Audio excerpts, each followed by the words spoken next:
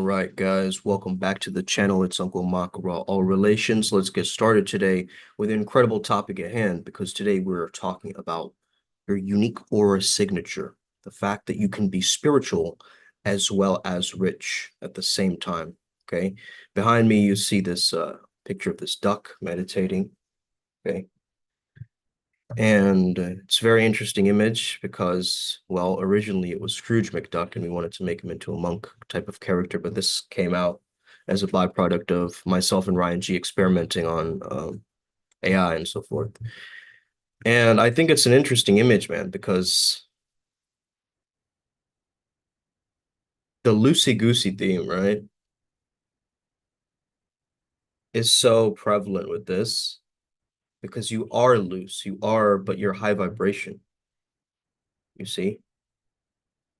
And so this is a really, really important exploration. Can you be spiritual and rich? Right?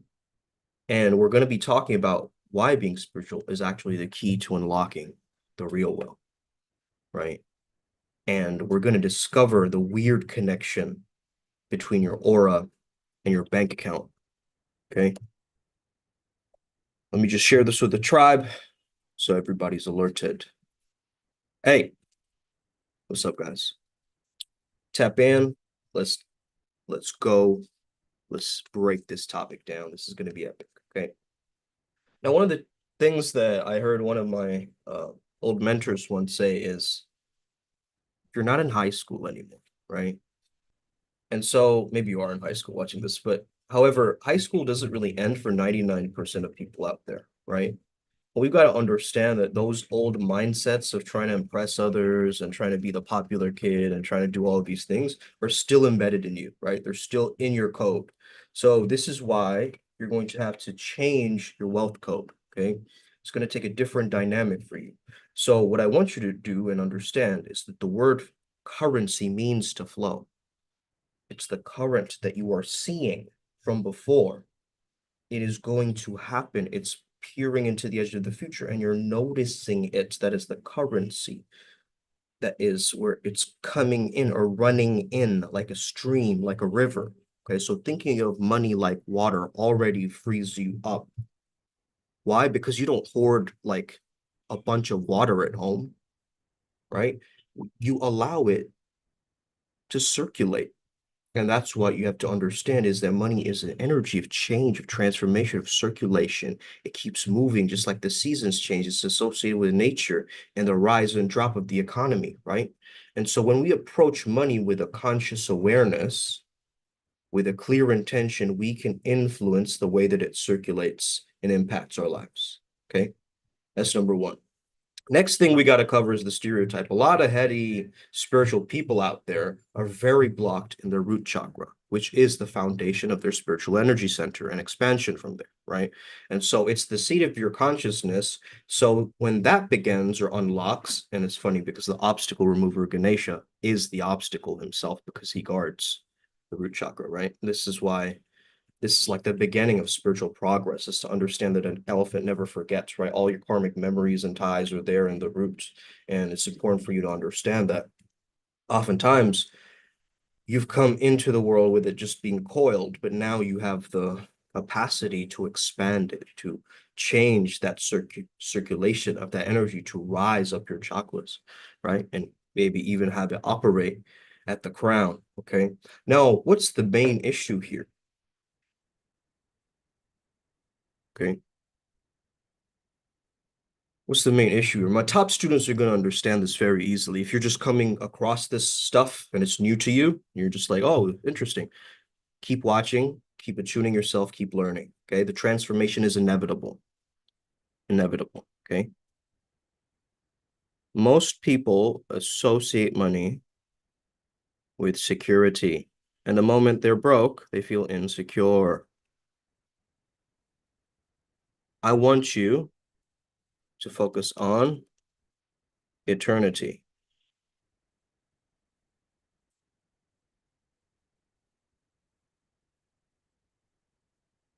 You know why I make a lot of money, guys? Because in my subconscious mind, I noticed my parents' wealth. and how hard they worked to get to where they're at. They're both doctors, so they had to work really hard for the wealth. You see that? So I observed that growing up subconsciously. And for me, moving from place to place to place, it made me quite insecure because I wasn't able to like really formulate and find a place that I would really harness to call my home.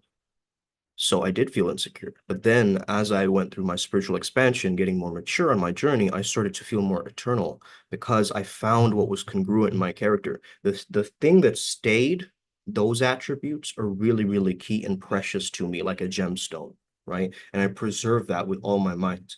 And not in an ego preservation way. I mean, I actually feel like that's a refuge for me because there's a stereotype that to be spiritual means you're poor, right? That you're disconnected from material wealth. Money corrupts, true spirituality is above these worldly concerns of yours. Okay. If you're spiritual, you can't care about success because that's the opposite path. So, okay, guy, right? It's as if the moment you step onto the spiritual path, you have to forfeit your right to abundance. What's going on here?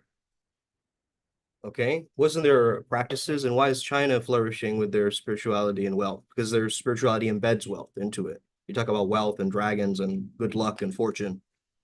All of their spirituality comes from wealth, right? And so what if I told you this idea is outdated? What if I told you this is a relic of our thinking, right? This is like a fossilized thought that does not remain in the material world right now, in culture right now. Why? Because we want the abundance and freedom to do what we want. That's really what we want to do. We want to achieve liberation, moksha, the freedom to decide to choose, right? And to be able to say that I want to go here and I want to go there and not feel so burdened by it, but actually lean into it, you see? And it's got to happen like a smooth operator. Smooth operator. Okay, you know that song? That's exactly the vibe. You're the smooth operator. Okay. And we're entering into a new world, a new era where spirituality and materiality are meant to merge. Okay. Where consciousness and prosperity aren't enemies, but they're best friends co-creating together. You can build, you can grow, and you can become a vessel for abundance, financially, but also energetically, okay, spiritually. And it's not about chasing wealth. A lot of people say chasing the bag, chasing the bag. It's not about chasing the bag, it's about magnetizing the bag, right? It's about understanding that the bag is already there. I have to now match up to the frequency of the bag. It's about allowing money to flow as a reflection of the energy that you carry, right? With the value that you're creating through your actions, through your energetic services. You're offering your energy, your time, your patience, your character. It all matters in this game. Okay, of wealth management, it all matters because money is like any form of energy. It amplifies what's already there, right? So if you're very grounded in your spiritual truth and wealth is not only possible, you notice that it's actually a vehicle for your greater impact, right? Because how can you impact the planet without wealth? I mean, in a physical sense, right? In a material world, somebody's suffering, they have less money, you have the abundance, you have the resources, you give a little bit, right?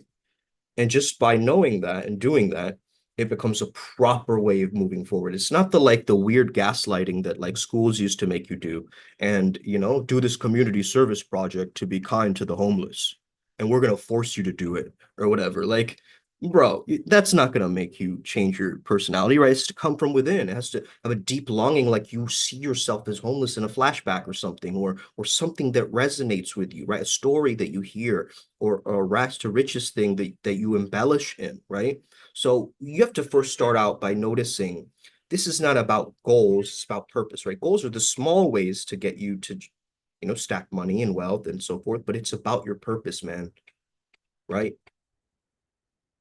So we have to understand that money is a tool, okay? It's not an end goal, it's not a result. It's a means of exchange that allows you to live out your purpose in the most expansive way possible. Okay? Are you guys getting this? Thumbs up. Am I just talking to a wall here, or are we tuned in? Who's here? Oh, Tetsuo is here. Lit. I'm in Hare Krishna place. I feel like everyone can sense my unique presence here. I'm already a rich multimillionaire. The money just needs to come here. Exactly, bro. Time just needs to catch up. Yeah. King Solomon level spiritual money status power. Yep, absolutely, bro. And guess what? You're gonna be different this time. This time around, you're gonna be better than Solomon. You know why? You know why, bro? You're not gonna let lust be your downfall. That's it, right? That's it.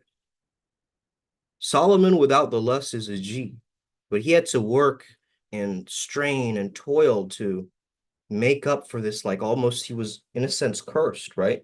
In this pattern.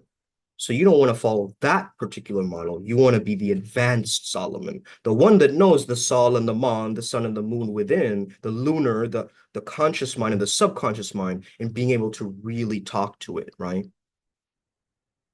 Listen, it's not like you sell your soul to the devil, though that stuff is going on there, right? In the background of the world, right? On the planet. I would say it's more like I make peace with the inner devil, right? I make peace with him and I truce. Okay, I know you're bad. I know you have malintention, but truce, right? And that's really important, I think, on this journey to understand between the morality aspect, you know what I mean? And because yeah, a lot of people can make money, right? You could be a drug dealer and make money, right? You could do all sorts of shady shit and make money, but that's not the main thing, right? It's not limiting yourself to the belief that you got to suffer to be worthy of spiritual power. Like, okay, yes, there is that paradigm of sacrifice and, you know, Odin's energy, you know what I mean? That's there. However, imagine a new paradigm, okay, where wealth flows to those who serve with heart, right? Whose visions elevate humanity, and the inner work attracts the outer resources, as within, so without. So you can step into this paradigm just by simply shifting into a new mindset, right? A new state of mind where it's not selfish to desire success. Just repeat this after me, guys. It's not selfish to desire success. It's not selfish to desire success. It's alignment. It's not selfish to desire success. It's alignment. It's aligned for me. It's a form of service. When you're thriving, you can help others thrive, baby, right? When your cup is full, you can so overfloweth and giveth of that materia, that prima materia, that source energy that's flowing through you. So how do you break out of your conditioning? You start by questioning things.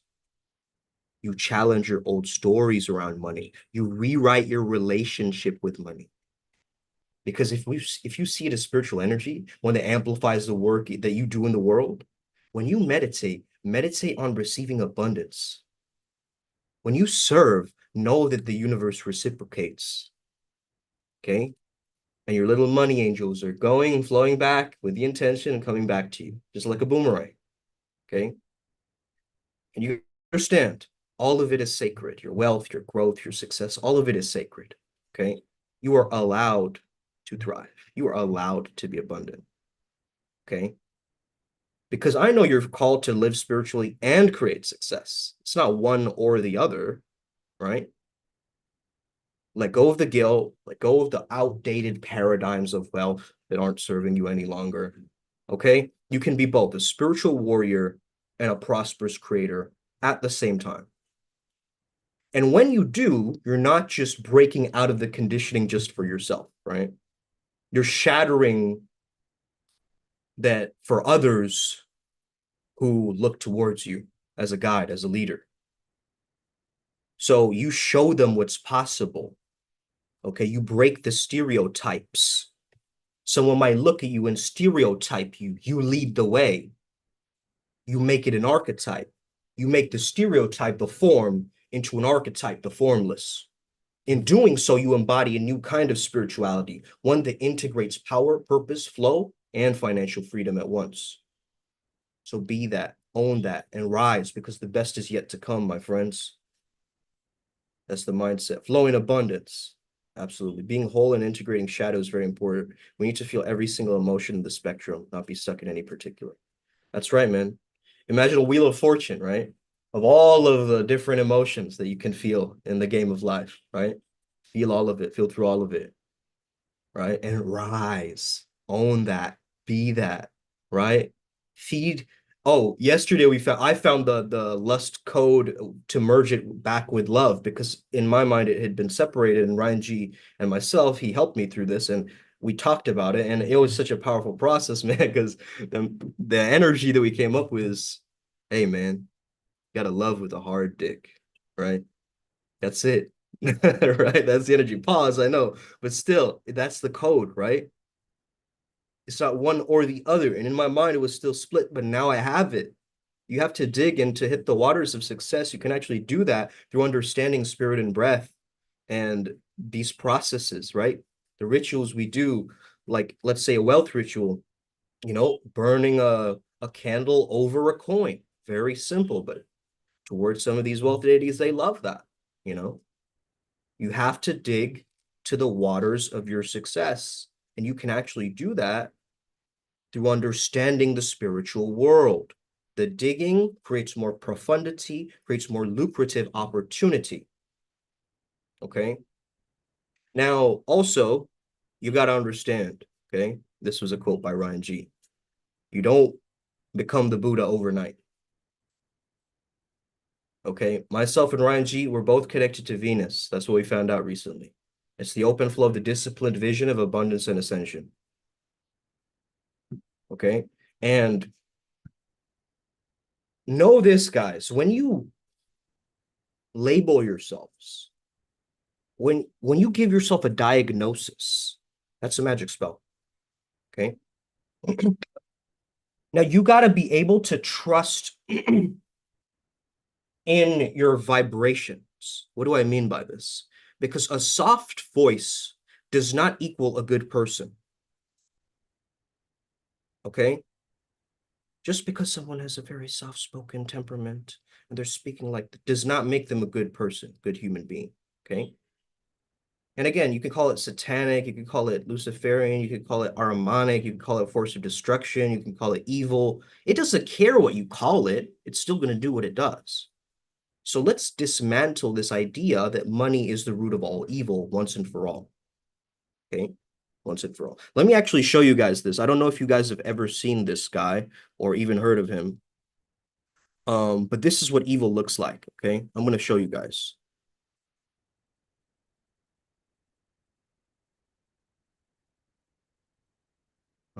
Let's see here. What am I sharing? Ah, right here.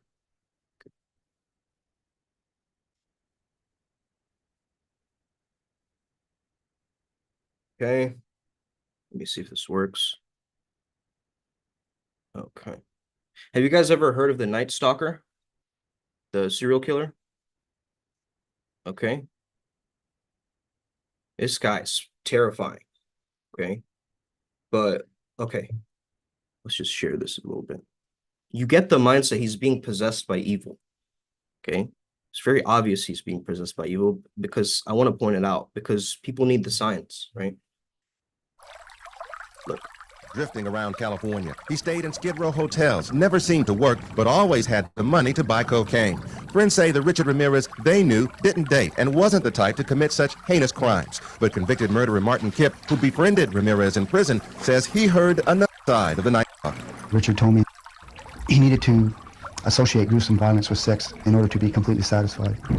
He also told me that he had to violently fantasize about his victims before he could go away sexually gratified. They are desires.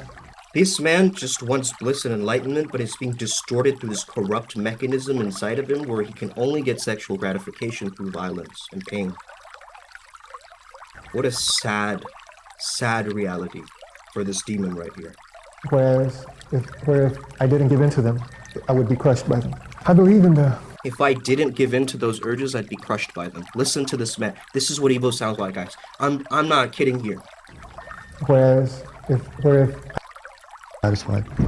He also told me that he'd go away. Whereas if I didn't give in to them, I would be crushed by them. I believe in the evil in human nature. This is a wicked world, and in a wicked world, wicked people are born. I'm not going to blame society, my race, or people, or anything. It is up to the individual like myself to keep on knocking on whatever door they want to get into. Because the victims and the methods of killing were so diverse, many experts felt there was no one Night Stalker. Detectives Carrillo and Salerno disagreed and finally broke the case by matching shoe prints. The subsequent trial turned into one of America's most notorious courtroom dramas, punctuated by continual outbursts from Ramirez. In that trial, Ramirez's fascination with Satanism emerged. As far as Satan is concerned, I believe in a malevolent being. His description eludes me, but I have felt powers that are evil.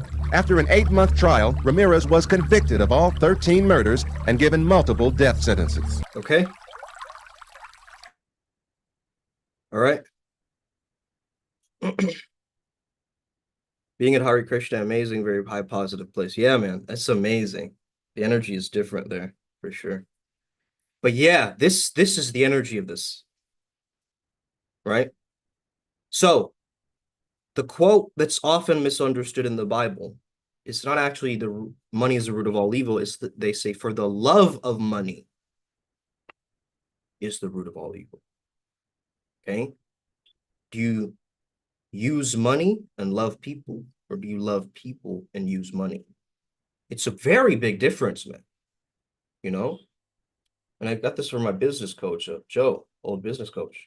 And even within this process, the emphasis is not on money itself, but on an unhealthy attachment towards it. Money in your pocket is fine. The moment it enters your mind, it fucks you up. Because you see time and time again that money is not demonized, rather how we relate to it can either elevate us or hinder us. Right? It's a choice that we have to make. In Hinduism, we consider wealth as a sacred duty, a dharma. It's one of the dharmas. Okay? In Hinduism, money is associated with the goddess Lakshmi, right? Lakshmi represents not just financial wealth, but spiritual abundance. And also, artha, right? Wealth. Ortho is one of the 4 aims of human life alongside dharma or duty, kama, desire, and moksha, liberation. Okay? So accumulating wealth is considered a duty, provided it's done ethically and in harmony with one's dharma. So Krishna teaches that action and work are a part of the divine flow of life, right? So Hare Krishna, Hare Ram, okay? To create wealth through honest means is considered an offering, a contribution to society. And wealth in this sense is a form of divine energy, right? It's a blessing in disguise. It's not inherently evil. It's a blessing when it's used for good. And in Buddhism, look, money is a tool in Buddhism, not an obstacle. The middle path is preached there, right? So money itself is neutral. What matters is your relationship to it. The Dhammapada says, let the wise man guard his mind so he does not seek attachment. Attachment, not money, causes suffering, right? So being attached to money, that's what's causing your suffering, not the money itself, right? The money is a means to an end, right? I mean, Buddha never condemned wealth, right? He advised against being consumed by the greed. In fact, many Buddhist cultures, donations are an important part of the spiritual practice, and also they believe in Jambala, right? Wealth deity. That's Ryan G's tattoo on his chest, if you've seen that, okay? Also associated with Akala, fierce compassion, also associated with Ganesha. So that combines a lot of different things at once. Also combining the Pasharopa Varuna. It's a very complex design that we designed together, okay? Now, money is also used to support monasteries, right? And church services, to feed the poor, to uplift communities. So the ability to use wealth and then use it in a compassionate purpose aligns with the values of Buddhism, compassion, mindfulness, and so forth, okay? Now, Christianity speaks of stewardship, okay? Due to its famous, misquotation, doesn't teach that money is evil. It teaches us to, Jesus spoke of giving to Caesar what is Caesar's and giving to God what is God's, right? So the master of the parable is the one who can multiply their resources and understand that it's a virtue that's being embodied, right? So we're often attached to wealth, greed, idolatry. That's discouraged, but not the wealth itself, right? Money can be a form of stewardship where you do what you're entrusted. You're entrusted with resources so that you can be resourceful, do good in the world. So wealth is viewed as everything that should flow through your hands in service to others. It's meant to circulate in the community, uplifting poor and, fulfilling spiritual duties. And it's with generosity, ethically. And, Ma'at, we did a ritual, activation for Ma'at the other day, Mahat, right? Yeah, it sounds like Mahatma, right? The great order. Wealth was a part of the balance. The gods themselves, Horus, were associated with the prosperity, stability. Is one of my main third eye deities, you see. And so wealth in this concept or context is a divine tool, right? And we know how it can rebalance society and create more order, rather than those that hoard wealth at the expense of others is creating more chaos, but those that can generate it can hold ma'at to the cosmic order. There's also a Native American wisdom. We're going to wrap it up quickly, guys. So any questions, let me know right now.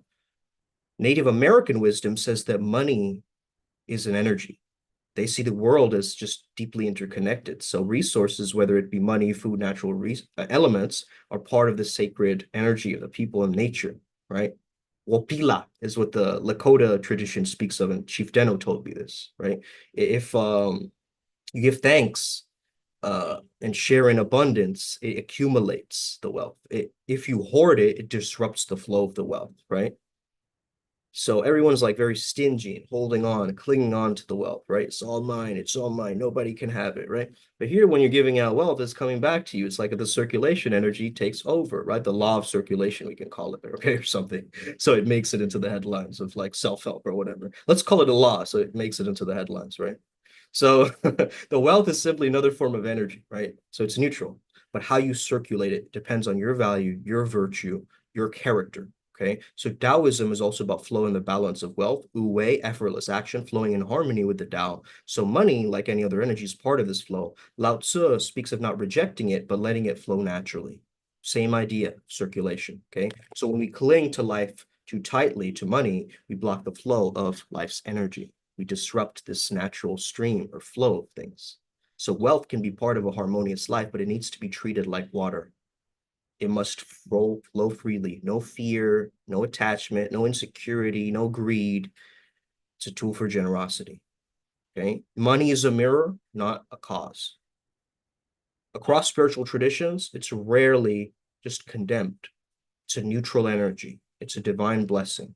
Money amplifies who you already are. So if you're greedy, money will make you more greedy. If you're generous, money becomes one of your greatest tools for generosity and amplifying that. Okay? So it's a reflection of the ethics, values, and energy behind money that makes it good or evil. The idea that the root of all evil comes from the fear of how we may misuse it is not from the thing itself. The true spiritual test is not whether we reject money, right?